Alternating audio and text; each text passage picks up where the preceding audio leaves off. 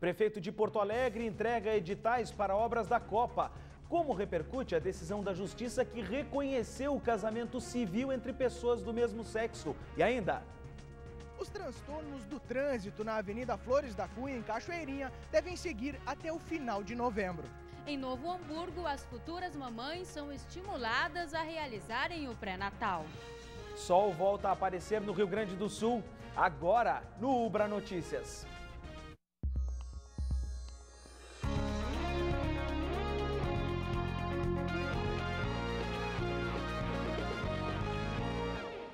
Boa noite. Obras, acidentes, trânsito parado e chuva. Este foi o cenário que os motoristas tiveram que enfrentar hoje na principal avenida de Cachoeirinha.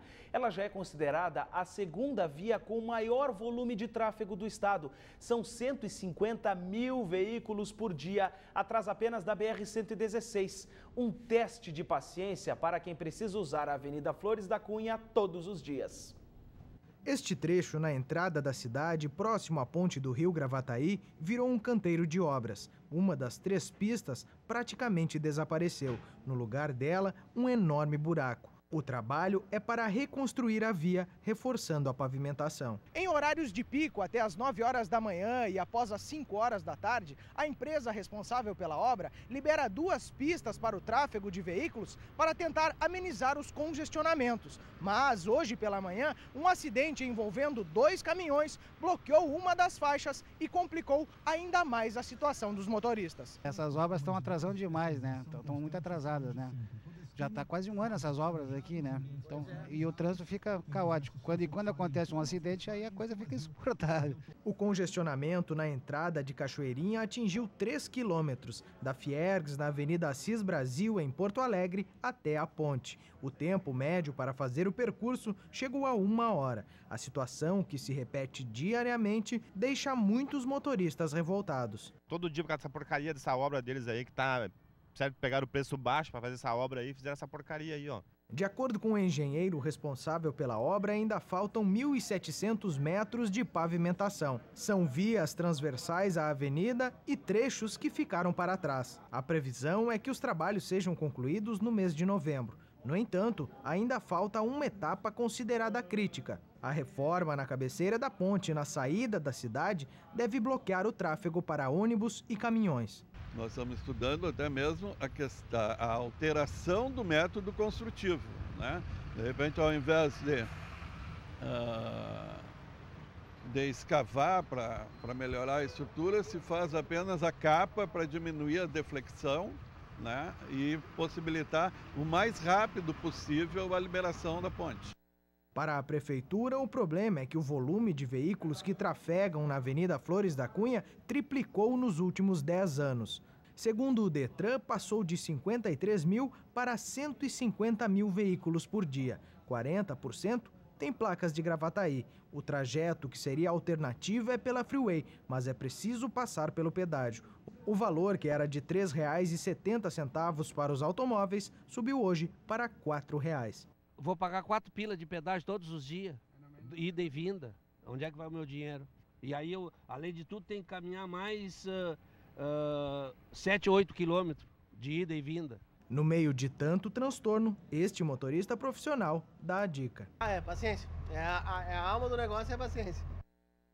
A Associação dos Municípios da Região Metropolitana entregou ao governador Tarso Genro o projeto da RS 010. Segundo a proposta, são 42 quilômetros entre a Freeway e a RS 239. O custo de R$ 1,5 bilhão seria pago por quem vencer a licitação. Em troca, poderia cobrar pedágio por 35 anos. O Estado pagaria uma contrapartida anual de 75 milhões por 20 anos. O Corpo de Bombeiros de Canoas ainda investiga as causas do incêndio em um depósito de pneus no bairro Estância Velha. Mesmo com a chuva, ainda havia chamas no final da manhã. O depósito ficou destruído. 2 casas próximas foram atingidas e os moradores perderam todos os pertences. Bombeiros de 5 municípios da região foram acionados para combater o incêndio. O fogo começou a 1 hora e só foi controlado depois das 4 da madrugada. Transparência na Copa. A Prefeitura de Porto Alegre apresentou hoje à Rede de Controle da Gestão Pública os editais de licitação de 7 obras na capital para a Copa de 2014. A partir de agora, a população poderá acompanhar todas as etapas pela internet.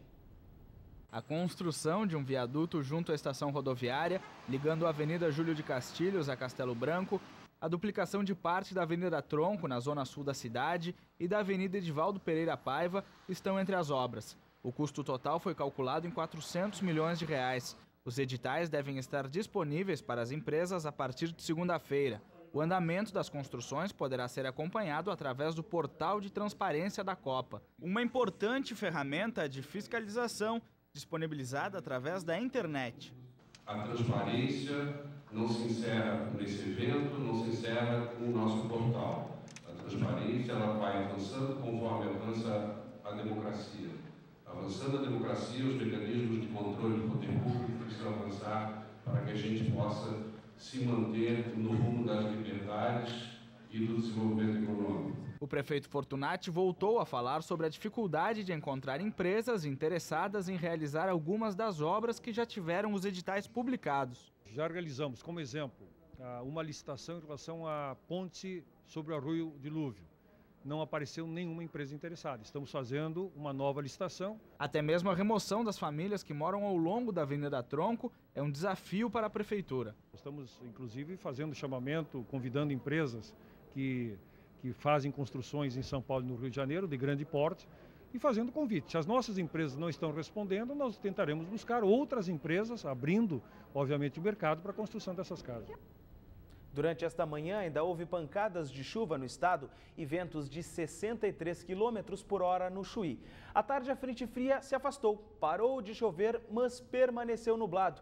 E agora, Julian Serafim, a imagem que temos aqui do estúdio da Ubra TV é de céu parcialmente nublado. Como é que fica o tempo nos próximos dias?